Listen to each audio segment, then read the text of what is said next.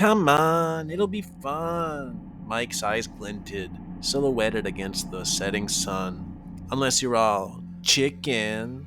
The dare hung in the air. The feeling was electric, filled with possibility. Four teenagers stood at the foot of Morrow Hill, staring up at the old rundown mansion that stood against the darkening sky. Its windows cracked and shattered. It was dark and lifeless. Zach clenched his fists, fighting the urge to look away from the house. We don't need to prove anything, Mike. It's just a stupid old building anyway. Yeah? Then why are you all shaking? He looked at Emma as she hugged herself in her oversized hoodie, making her look a lot smaller than she really was. My dad says that place is dangerous. Like, actually dangerous. Not just ghost story stuff. Your dad thinks TikTok is a type of candy, Mike scoffed. Besides, think of the views your blog would get. He put his arm around her. Teens survive night in haunted mansion. You'd go viral. Jess, the newest addition to the group, spoke up softly. There's something off about it. Can't you feel it? I mean, it definitely looks creepy, but... Her dark eyes darted nervously between the house and back at her newfound friends.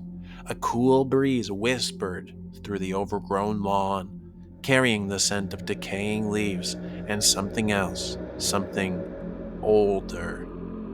The trees lining the property creaked and groaned in the wind, their branches reaching toward the house like gnarled fingers. Mike started up the weed-choked path, his stride purposeful. Last one inside sleeps nearest the creepy basement door. Wait, Emma called, but Mike was already halfway to the porch. She looked at Zach pleadingly. Zach sighed, squared his shoulders. We go in, okay? We'll stay for an hour tops just to shut Mike up. Jess bit her lip and then nodded. Safety in numbers, right? They hurried after Mike, but none of them wanting to be left behind. As they climbed the sagging steps of the porch, wood groaning beneath their feet, the last light of day slipped below the horizon. Mike rattled the door handle, frowning when it didn't budge. Then his face lit up with a reckless grin. Guess we're doing this the fun way. He backed up and then charged forward, slamming his shoulder into the door. The old wood gave way with a splintering crack, and Mike stumbled into the darkness beyond. The others crowded in behind him. Flashlights beamed, cutting through the years of dust and cobwebs. We're in, Mike said, rubbing his shoulder. He smiled and said, no turning back now. As if in response, the door swung shut behind them. It was a decisive thud. They all jumped. Nervous laughter bubbled up as they tried to ease the tension. But as their eyes adjusted to the gloom, a sense of unease settled over them. The foyer stretched before them, grand even in decay, with stairs leading up into impenetrable darkness. Doorways yawned open on either side, promising secrets. And somewhere deep in the house came a long, low creak, like old boards settling, or footsteps, slow, deliberate, coming closer. Did you guys hear that? Jess whispered in an alerted tone. Before anyone could answer, a door slammed upstairs. The sound reverberated throughout the house like a gunshot. They huddled closer, hearts pounding. Still think this is fun, Mike? Zach said. The night stretched before them, long and dark, full of terrors, and they couldn't yet quite imagine. And the house on Morrow Hill awakened from its long slumber. It began to stir. Hours crawled by, each minute stretching like taffy. The teens huddled in what was once might have been a great, grand living room, their flashlights creating a small island of light in the vast darkness. See? Nothing to worry about, Mike said, but his voice lacked its usual bravado. He couldn't shake the feeling that he was meant to be here, that some part of him had always known he'd end up in this house. It was like a half-remembered dream, a story he'd heard as a child, but couldn't quite recall. A sudden gust of wind howled through the house, making the windows rattle in their frames. A door slammed somewhere upstairs, followed by the sound of footsteps, this time louder. Emma clutched her phone tighter, though it had long since died.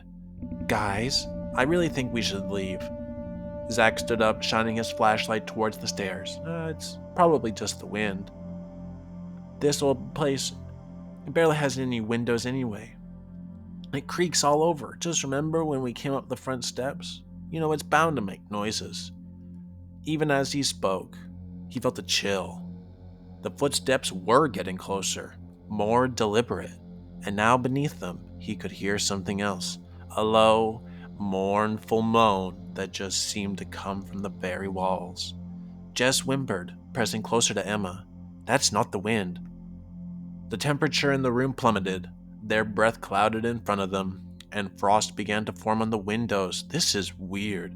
The moaning grew louder, joined by whispers that seemed to come from every direction at once. We need to get out of here, Zach said.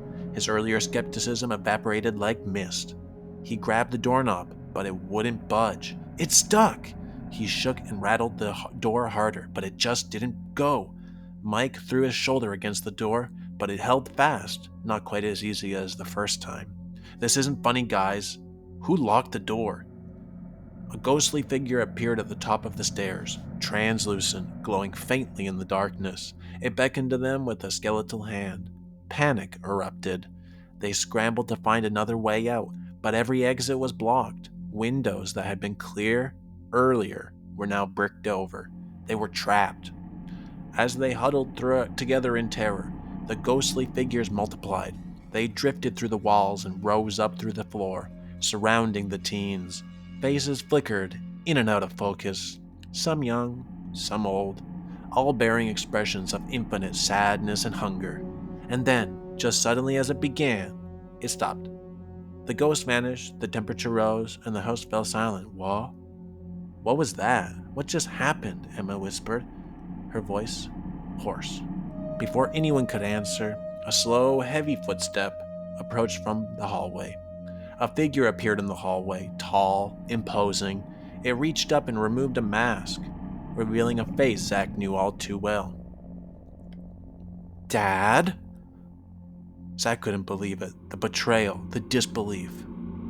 Sheriff Thompson's eyes were filled with a mix of sadness and grim determination.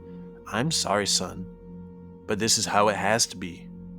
More figures emerged from the shadows, all wearing masks. One by one, they revealed themselves. The mayor, the school principal, all pillars of the community. Mike's father was among them too, and suddenly, Mike understood his father's strange family tradition of spending a night in this house with all his friends. What's going on? Why are you doing this? Jess sobbed. The mayor stepped forward, his voice grave. Our town thrives on sacrifice. It's been this way for generations. The house, it must be fed. Fed? Emma's voice was barely there. What does that mean? Sheriff Thompson looked at his son, his eyes pleading for understanding. Every generation, the oldest children of the founding families are brought here. Some are chosen to join us, to continue the tradition. Others, they keep the house satisfied, and well, the town prospers. Zach felt sick, his mind reeling. Everything he thought he knew about his family, his town, was a lie. But as he looked at his father, he saw the weight of generations in his eyes, the burden of a terrible duty. You have a choice, Mike, Zach, his father said softly. Join us, or join them. The house only needs two, but it's never complained about getting seconds. The choice hung heavy in the air, the weight of history and the screams of countless victims. Zach looked at his friends, saw the terror in their eyes. Then he looked at his father and at the community leaders who had shaped him his entire life. And in that moment, standing in that house, Zach and Mike looked at another and made a choice. Years later, Sheriff Zach Thompson stood on the porch of Morrow Hill Hills. Moonlight glinted off the badge on his chest. A group of teenagers approached, their faces alight with nerves and excitement. "You sure it's okay for us to go in?" one asked, eyeing the dilapidated structure warily. Zack smiled, but it didn't quite reach his eyes. Those eyes were haunted, filled with an internal struggle that had never ceased. "Of course," he said. "It's just an old house. Nothing to be afraid of." As the teens entered, the familiar whispers began anew. Zack turned away, a single tear rolling down his cheek. The whole house would be fed. The cycle would continue, and somewhere in the depths of his tortured soul, a small voice screamed endlessly into a void. But this was tradition. This was family. This was Morrow Hill.